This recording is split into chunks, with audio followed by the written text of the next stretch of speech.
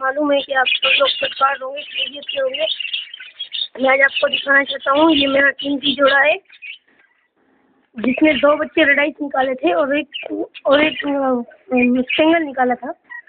और जो है ना, आज ये बच्चा इनका मर गया। जो रेडाइस से छोटा बच्चा वो पाँव के नीचे आके मर गए। अब ये बचे हैं 2 बच्चे। आपको मैं दिखाना चाहता हूँ, एक देखिए रेडाइस है और एक सिंगल है। ये आप देख रहे होंगे, ये देखिए, ये एक है रेडाइस, उसके बराबर वाला है सिंगल। ये इनके अब्बू है, वो मादी है ना, ये मादी है। और वो देखिए वो रेडाइस है आपके सामने है। माशाल्लाह से बड़ा खूबसूरत है, पीले कलर में। एक सिंगल है, वो पीले कलर का है। मैं आपको बाहर निकाल के दिखाता हूँ।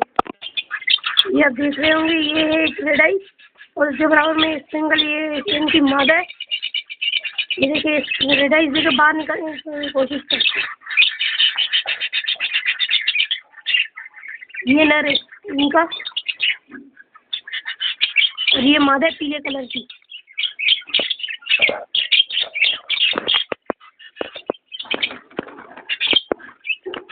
चलिए ठीक है, मेरे इस वीडियो को आप सब्सक्राइब करें ताकि मैं दूसरी वीडियो बना सकूँ।